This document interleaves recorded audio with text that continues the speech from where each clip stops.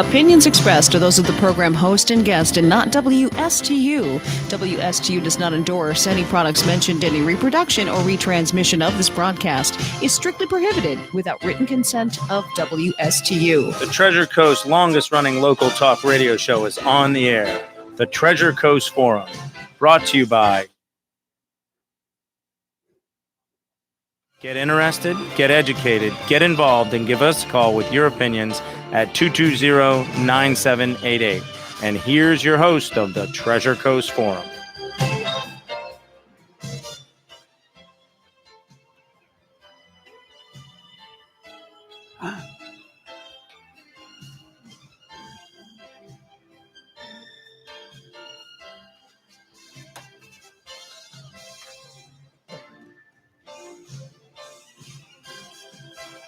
All right, some technical issues, and now we're connected. There you go.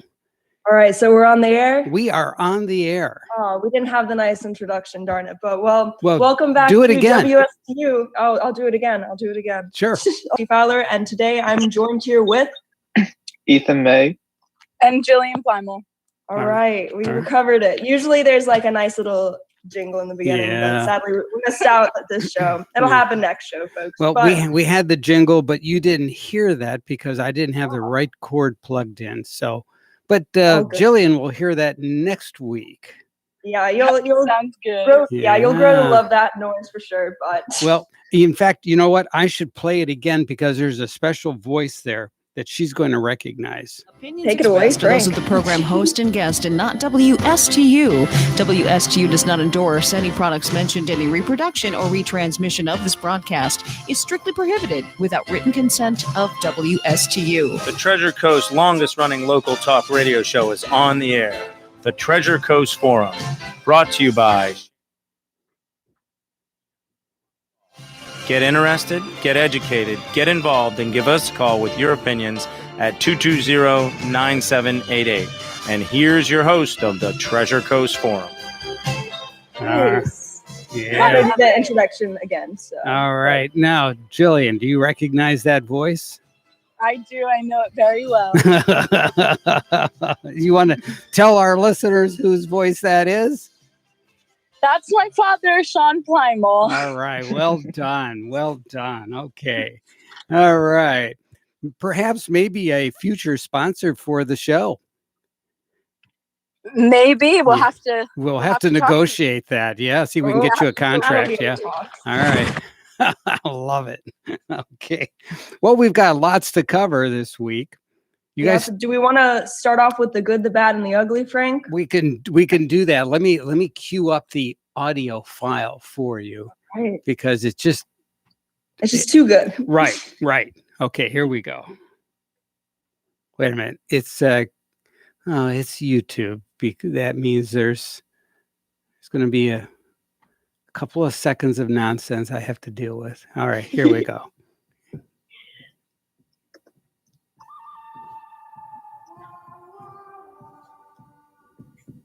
Nice. All right. This is our new segment called The Good, the Bad, and the Ugly. Go ahead. So for the good for this week, due to coronavirus, obviously a lot of schools are not holding graduations, but a school district in Arizona decided to give their seniors a wonderful celebration by teaming with their local raceway, the Phoenix Raceway, and having over 1,000 graduates in their vehicles with their loved ones going around the course at a very safe speed, don't worry, while maintaining social distancing. And they had their names called when they crossed the finish line. So I just thought that was a wonderful little story. Mm-hmm. And I actually heard that they have plans to do this pretty close to us in Daytona, so it'll be interesting to see if that happens. Well, that'll be wonderful, right? Daytona would be a perfect venue for that. So, yeah, so the high school seniors in Daytona they'll be styling. Oh, they'll be styling. Yeah, sure. Excellent. And then, all right, and now the ugly. The ugly. Ooh, I have a couple things that I could choose for the ugly. The ugly might take about 10 minutes to explain. But Oh, okay. it's pretty ugly, folks. It's All right. pretty ugly. Give us the So- elevator speech. Oh, no, Yeah. that's right. Okay. Well, so basically, they're how do I even explain this, Frank? This is the story about the dashboard, the woman the that was COVID. fired. Oh Yeah. yeah. I Yeah. have a good introduction to that because I don't know how to really. It shrink is that story ugly. down. It is ugly. So Well, I go mean, ahead. There's a specific thing. There's a specific thing about Martin County. Do we want to go over that, or just like the But dashboard let's in just do the general? Martin County one. We'll do the Martin County one first. I can summarize that. So in Martin County leaders and state lawmakers are really concerned about the accuracy of the number infected that is Mhm. found on this dashboard. So basically what is happening in Martin County is that there isn't an accurate amount of the number of patients that tested negative for the coronavirus isn't exactly accurate on the dashboard. And so this is making our rate of infected, our percentage of Seem infected, higher. not percentage, it seemed very much higher. So basically in St. Lucie County, this number is 3%, but in Martin County, it's seen as 11%. Right. So But that'll be obviously- fixed. So it's just a data That'll be entry error, right? Yeah, so it's looking a little bit ugly for us right now because we definitely do not have an 11% rate of infection, but All right. it's- So their total cases, because I'm looking at the dashboard, even as we speak, it's 472 total cases, of which those are 461 are Florida residents. There are 11 people that are non-Florida residents. So I guess they fell sick while here. And 233 are men and 211 are women and 16 are unknown. So, and the age range is 0 to 92. Yep. And the median, so that means the median age of infections is 42.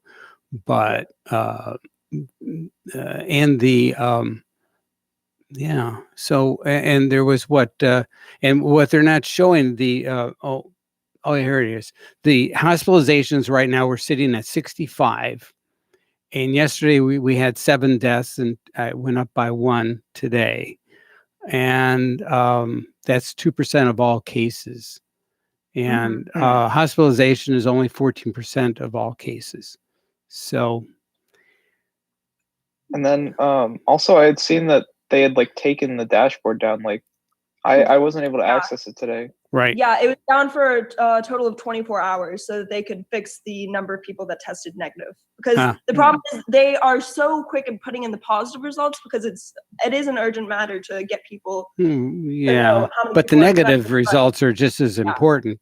Yes. They are just as important, but they were really obviously there's going to be more negative than positive. That's the plan. Yes. Yeah. That's Yeah. the fervent wish. Yes. So Mhm. they were just lagging behind. because of Yeah. that, so Right. so Right. that's our ugly. Or no, Okay. that's our bad. Okay. Oh, I think I messed up the order, Frank. It's Oh no. no. Well, that could be ugly because it was ugly because it was an incorrect posting of the negative cases, right? Or Yeah, we'll Right? just roll with it. okay. So we're gonna go with that. Okay. We'll just go with that.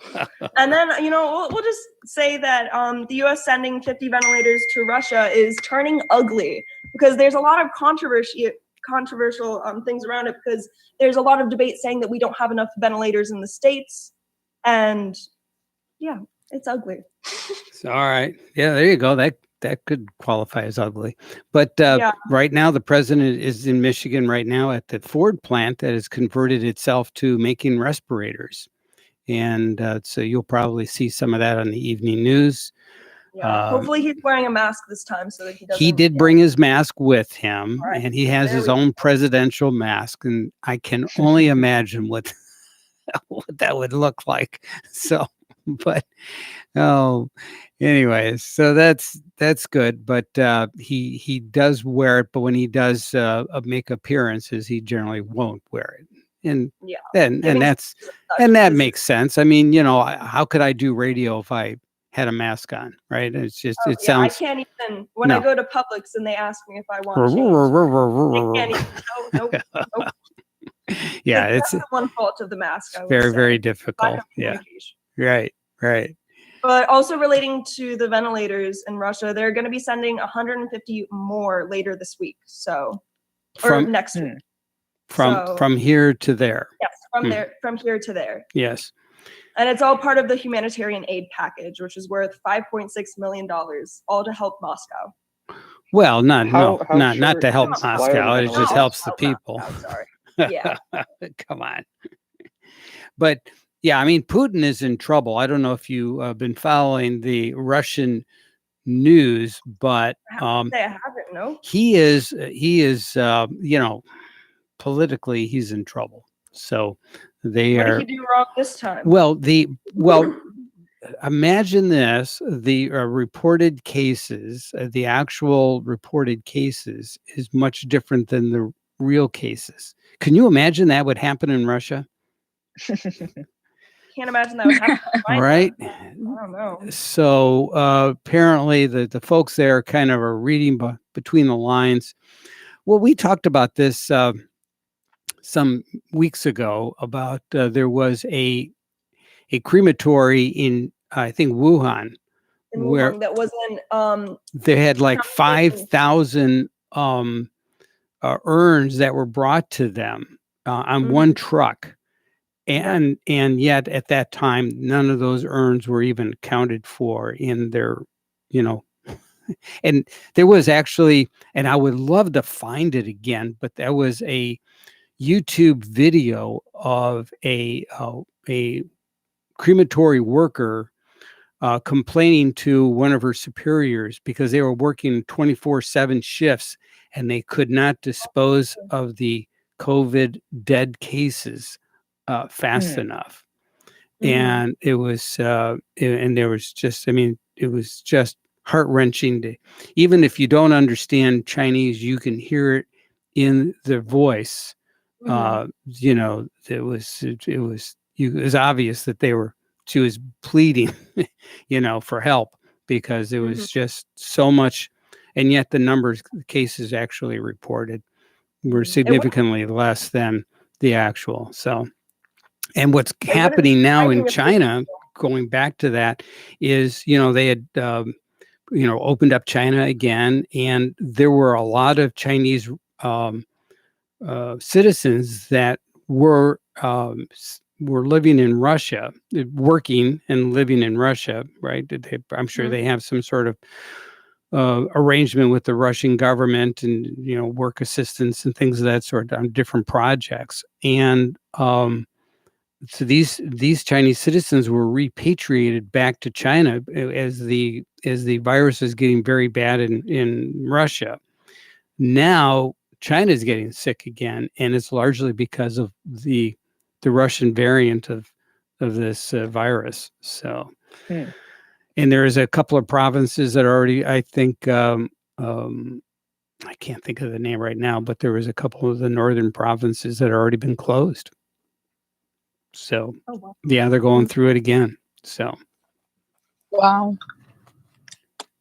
Going back to the video that you were talking about, it wouldn't surprise me if that video was taken down, since the Chinese government has so much control over their people. Well, it wouldn't surprise me a bit, right? And I mean, I looked for it briefly for a while, some weeks ago, and I couldn't find it. And I said, well, maybe they're just not doing the proper search parameters. But you may be right. I suspect you're probably right. Yeah. All right. So there you go. So what's next? What's next? So no matter where you go, there you are. Let's talk about the infamous dashboard that we were trying to reference to earlier. So for anyone that doesn't know what the Florida dashboard is, it's basically this dashboard that gives an overall view for every single county in Florida of how gives you a snapshot as to what's going on. And the things that you were listing out, like the median age, the range, all of that information is found on the Florida dashboard website. I don't have the link for it. I wish they even give you ethnicity of the cases. And it's also available in Spanish. And a lot of the a person that was behind this, one major person that was behind this, her name is Rebecca Jones, and she was actually fired from the Florida Department of Health. And the problem is there are two different sides to this story. In her opinion, she was fired for refusing to manipulate data. And so she was basically she was ordered to censor data, but she refused to. And she believes that this was intended to rally support for reopening Florida.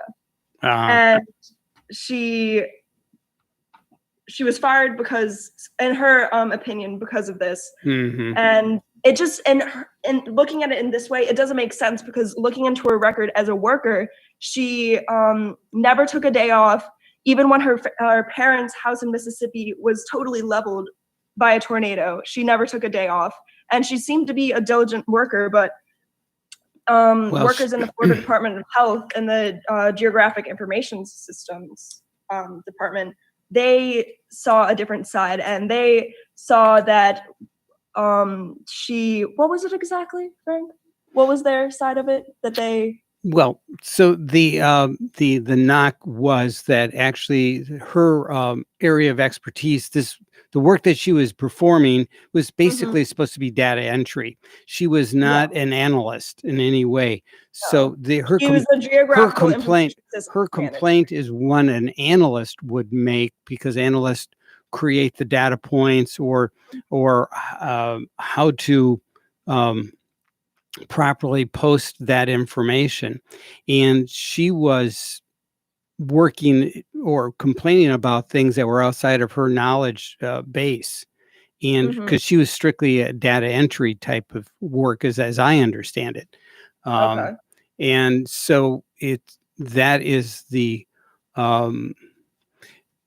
there's an article. I would refer everybody that's listening to the show. There's a town hall article written by Guy Benson, and Guy Benson is the show immediately before this show on Fox and in our network here.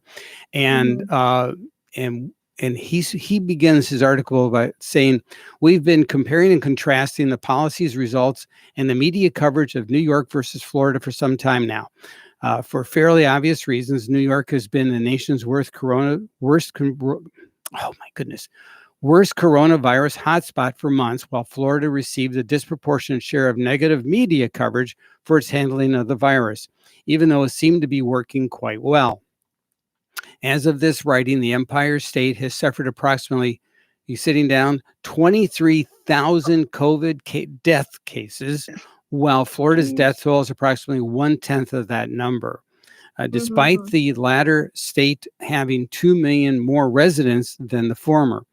So that means, anyways, New York reportedly undercounted the nursing home death count and nearly tripled which tripled the entire state of Florida. So anyways, then it says, why then has Florida Governor Ron DeSantis been targeted with such withering and accusatory press coverage, while the New York Governor Andrew Cuomo has been afforded heroic treatment?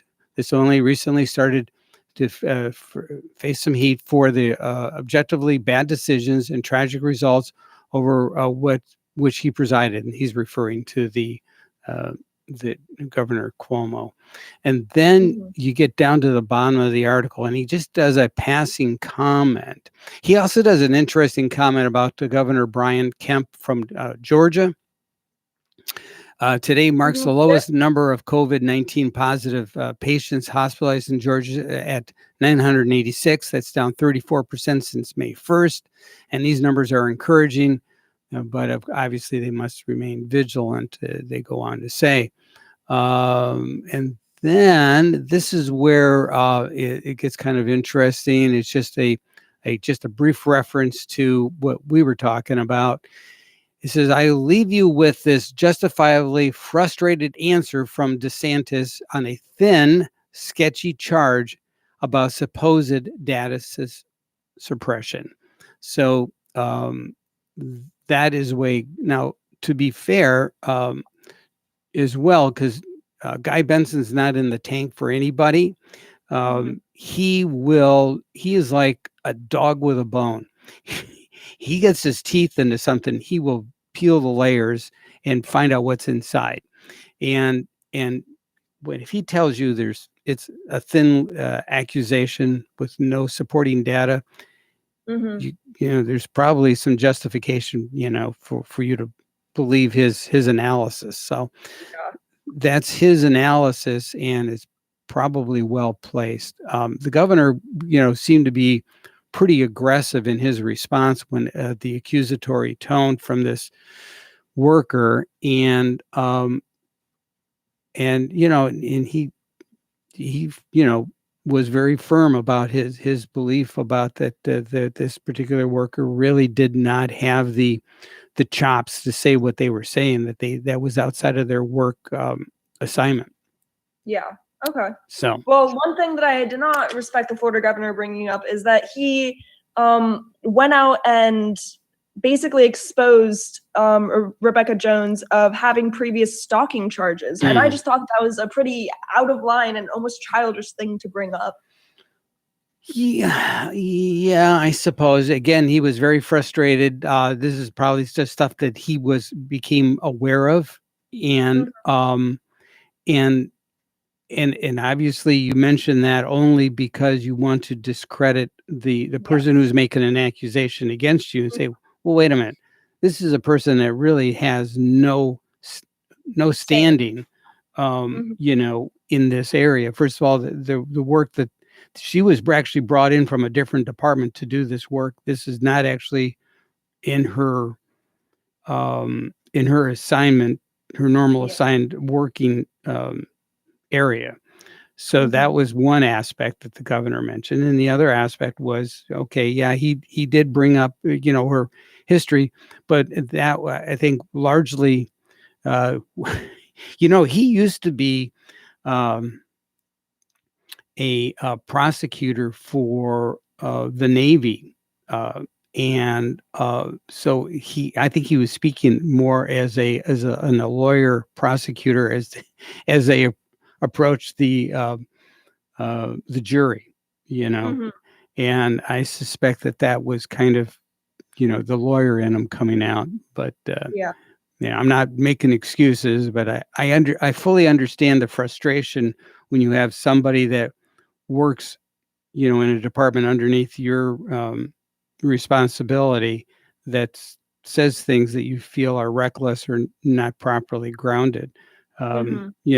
So I can appreciate the governor's frustration too, And I just thought that it was interesting how Rebecca Jones's side of the story is being showcased more than because Department of Health side. Right. And the media is that, I think this adds to the frustration of the governor, because a lot of other states are looking at Florida as being, and Georgia now, as being, the models of what they need to look at.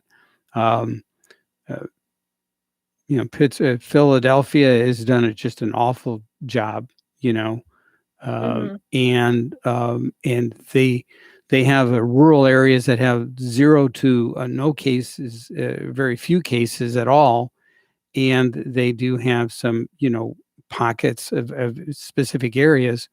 And the people that live in these outlying areas where there are little or no issues are being targeted, to close down. And they say, well, we're not sick and nobody in our area is sick. What are we doing here? And so there's a lot of frustration with the public, and the governor's looking at everything on a community by county basis. And I think he's, for that, I think he's, looking at more as a data driven scientific than just blanket policies, Yeah. So, and that's the way to do it. Right. And so there we go. That brings us to our next break.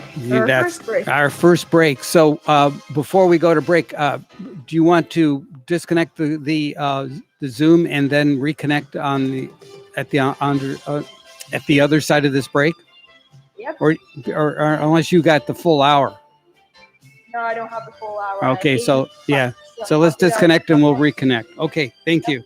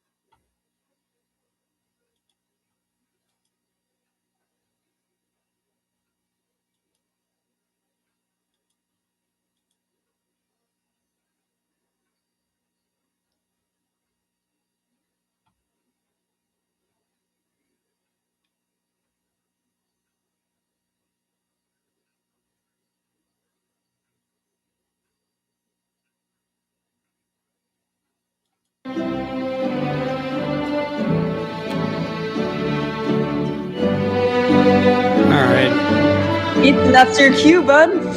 Oh, sorry. Welcome back to WSTU 1450, the Treasure Coast Forum.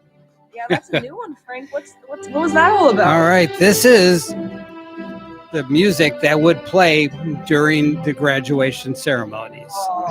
So- I appreciate it, Frank. So I thought I'd give you a little graduation send-off here. It hurts a little bit. It does. All right. So there you go.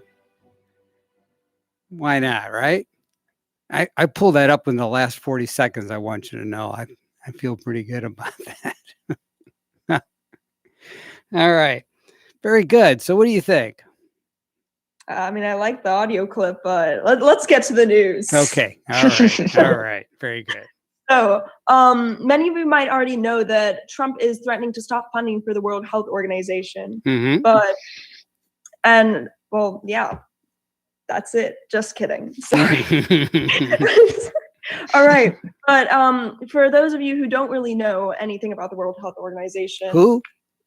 Who? Yep. So who is the World Health Organization? Hopefully I don't have to say that All right. any more times. But usually they have, they were given a budget in 2018 of $4.4 billion, but they only spent $2.3 billion of that budget. So those are crucial numbers that will be important later. And it's also important to point out that $2.3 billion isn't that much for a world organization. An organization that is tasked with dealing with the prevention and spread of diseases. Right, So, disseminating information and notifying all the different countries and working closely with. I mean, it's a monumental job.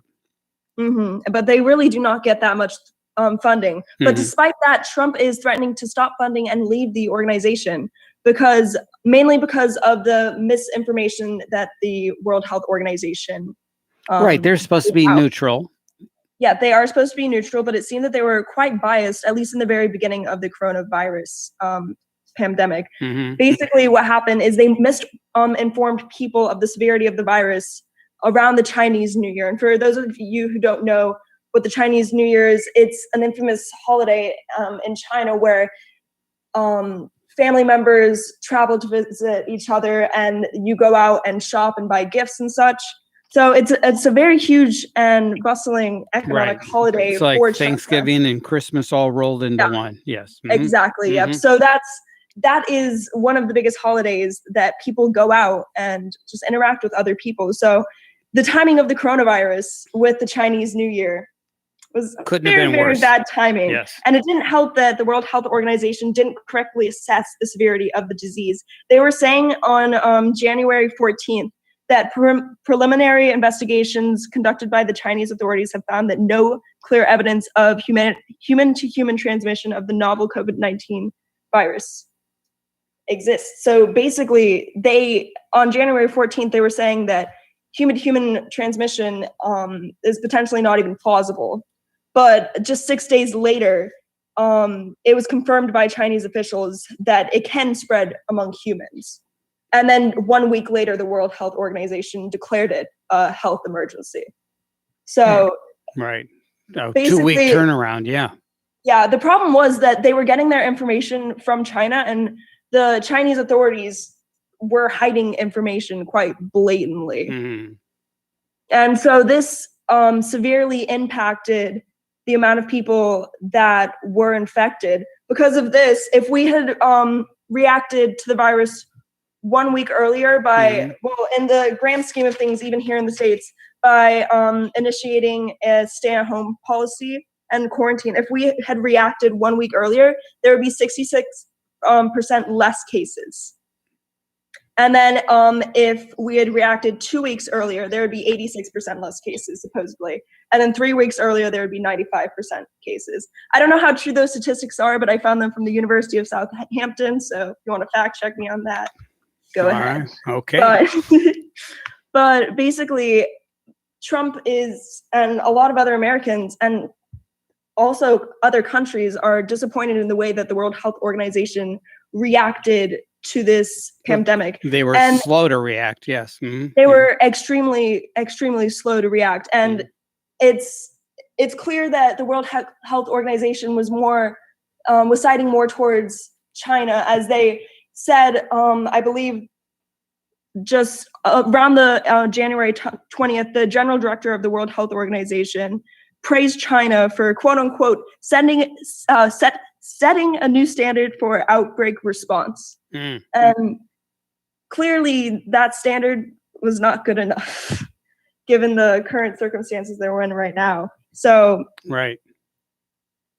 if the Chinese Communist Party had just listened to doctors' concerns and The doctor that blew the whistle was actually jailed for a while, and then he was given a very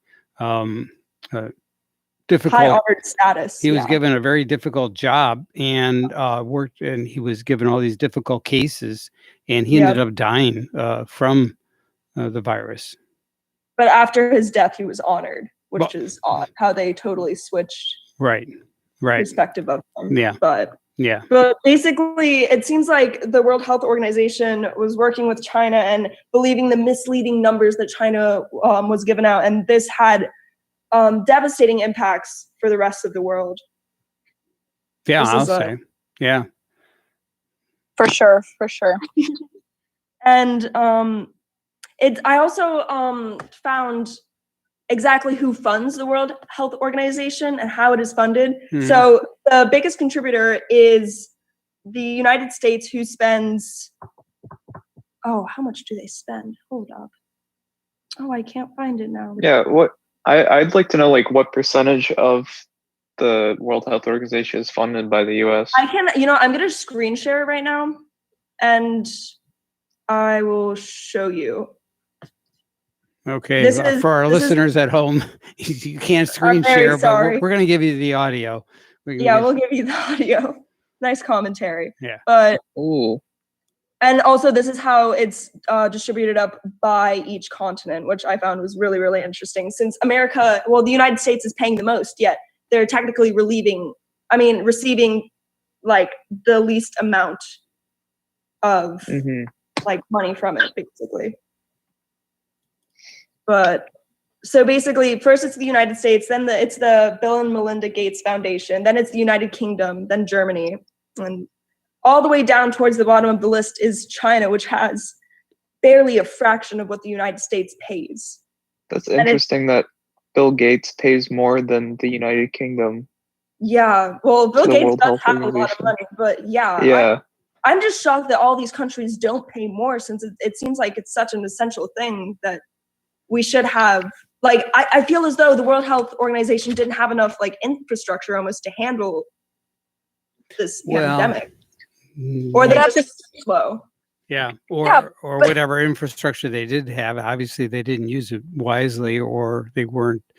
Sometimes people get complacent, and there could be some of that going on too, because they have people tasked at various things, and they just kind of let the machine kind of drive itself. Jillian, what were you going to say? I was just going to say how it's interesting that America seems to be supplying all their funds, but still they kind of sided with China on the whole ordeal. Right. And when America pulls out and Trump pulls out that funding, if he does go through with it, that's going to impact that organization entirely. Yeah, like I believe that they won't be able to really support any relief. They won't really be able to recover. I think that you're completely right. And it's almost like, do we supply more and try to help to fix the system, or is it too far gone? And that's kind of the cloudiness behind it all. Yeah, I think that it wouldn't be a very smart move to pull out all funding right now, because I believe it is doing some good. I believe that it's supposed to do good, and it is doing good, but it might not be doing it in the most efficient way, per se. I agree with you. And at this time, when when everything's kind of unclear, it's hard to just pull everything out and kind of let it go until the whole situation's over and you can look back on it all. Yeah, but don't you think that the president this is part of his strategy as far as how he negotiates anyways? I think he generally takes an adversary, punches them in the nose, and gets their attention and says, okay, how can we work together? and I suspect that withholding the funding is a lot like that punch in the nose. Mhm. Yeah, Th- exactly. Yeah, I suspect it's more vibrato than sincerity, but it certainly is that it's an attention getter, isn't it? Because we're that's talking about it. certainly, yeah. Hmm. So The message will definitely be sent. yeah, Mhm. yeah. So all right. Well, guess what? Brings us to our next break, Freak. Yeah, and yeah, we're gonna let let's see now. We're gonna have Rocky and Bullwinkle take us to our next break. How's that? It's time to meet Mr. Peabody. And now, Hey, Rocky, watch me pull a rabbit out of my hat. again, Nothing up my sleeve. Presto! No doubt about it. I gotta get another hat. now here's something we hope you'll really like.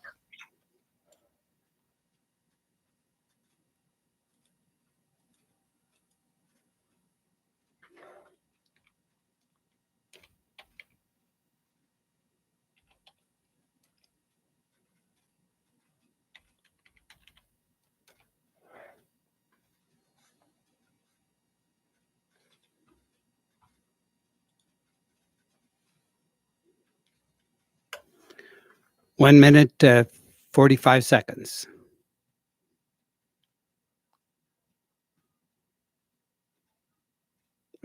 Yes. Cool. Yeah. Okay.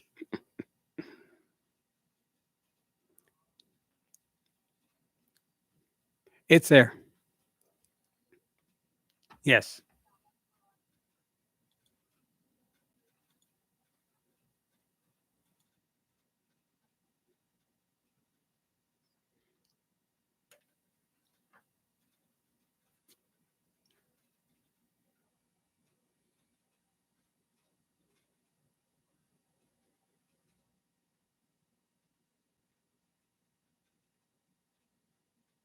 One minute.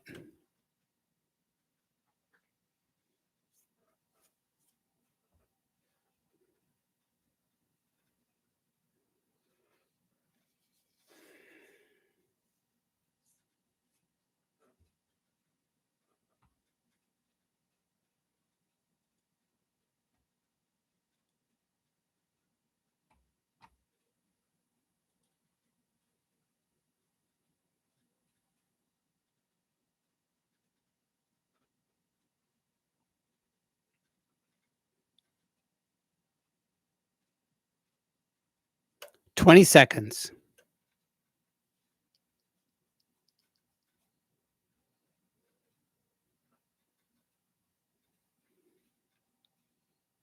Ten seconds.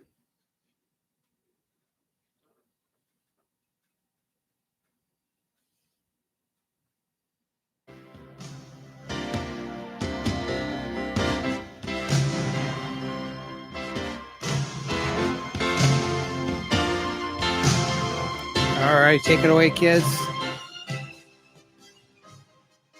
Hi, and welcome back to WSTU 40. 1450. That's you know what? 1450. I I'll am get the hang of it. I'll get the hang of No, it. I'm still extremely proud because I threw that on you in the last like 10 seconds. You And said you know what? I said it over twice, and you know what? It just you did it. You did Yeah, it. went out of my head. That's all right. You jumped into the deep end. You did fine. All right. We all survived. Thank you, Stuart. Yep. Very So, good. So you want to talk about, and if I had it written in front of me, I can give you better, more accurate think pronunciation. I think it's hydroxychloroquine. Yes. hydroxychloroquine. Chloroquine. Yes, that's correct. Say that 10 times fast. Yes. Okay. All right. So hydroxychloroquine is a drug that was usually used to treat and prevent malaria, lupus, and also arthritis. Mhm. But some pretty notable figures have been taking it in the recent weeks, most notably President Trump. So he's been taking it, seeing if it can prevent him from getting the coronavirus. Mhm. The problem is there hasn't really been that much testing on it, and it's definitely not FDA approved. The information about it, the positive information about it is anecdotal, right? It is not bona fide scientific.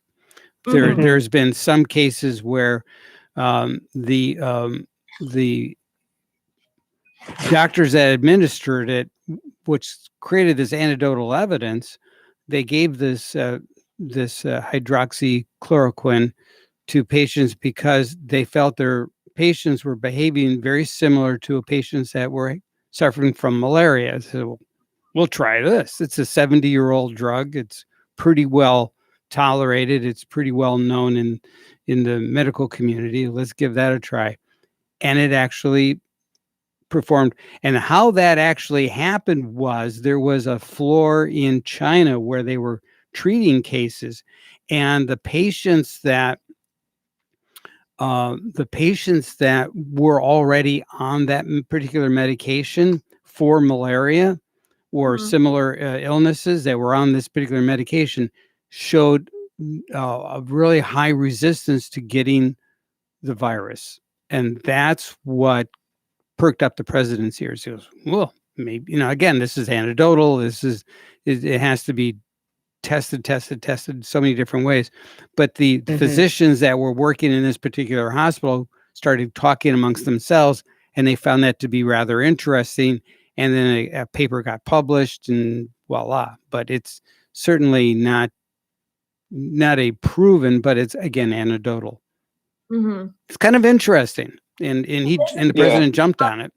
It does come with its side effects. Some side effects include irreversible visual changes, which sounds terrifying to me. Abnormal heart rhythm, muscle weaknesses, nerve pain, and hypoglycemia. Okay. Right. And don't forget heart attacks too. Oh, yeah. Add that one to the list. Yeah, you can add that to the list. It's a possibility. So, what were you going to say, Julian? I was just kind of going to comment on how I think it was probably not our best decision, not the most responsible choice to have our leader throughout this whole crisis kind of start that trial. Become a guinea, feel like he was a guinea pig, Yeah, and I don't think our president is the best guinea pig to start us off. And also, he tweeted it out, didn't he tweet out something saying that people should start trying it? Right. So this is the thing. This is just my notion about what's going on here, but he has been singing the praises of this after he learned about the fact that there was some positive results from patients that were already on this, and he conferred with his physician and decided, well, put on a trial basis, see what happens. In essence, putting where his mouth is, and saying that, look at, I'm, gonna, I believe strongly enough about this. I'm going to trust this. And I mean, that's talk about strength of conviction, So there's that. Quick question. Yeah. Quick question about it. Do we know, how is he going to be tested? You just said he's going to get off of the drug in 2 days. Right. He gets tested every day. Yeah. And then how will we know what the effects of it were? Are they going to test him for the antibodies? As a resistant to the drug? How will we know? Yeah. So I guess he was protected with it. Well, that's a great question. Yeah. So as he continues the test, so as he keeps being tested and coming up negative, if he comes up negative with antibodies, that'll be interesting. Right. Yeah, for sure. So, but again, he's, he put himself out there as a trial balloon. So God love him for that. It's woof. And if it does end up working and he does come back with these antibodies, how feasible is it to give it out to everybody? Is it expensive? Is it no, it's not. First of all, yeah, it's easily available because it's a 70-year-old drug that's readily available. Well, actually, right now it's not too readily available. People have been buying it up, right? Yeah, people that actually suffer from lupus and arthritis can't get it as frequently as they could before. Well, because other people have been buying it up, but obviously they could ramp up production. So it's not like you're creating something new. So there's that, but definitely, and the president will tell you this too. I mean, you want to consult with your physician. You never do something like this is medication you need to take with the doctor's orders. So you have to have a prescription to get the drug. Absolutely. Yeah. You just can't, it's not an off the shelf thing. No. Mhm. Okay, that makes sense. Yeah. But with Ethan, you said that some people were misinterpreting what he said and bought something else. Yeah, so this article that I just found, it was about here, let me see. Wait, that's the wrong one. Well, the gist of the article is that there was a woman and her husband who had seen that Donald Trump had tweeted out about the anti-malarial drug hydroxychloroquine Mhm. as an effective treatment for coronavirus.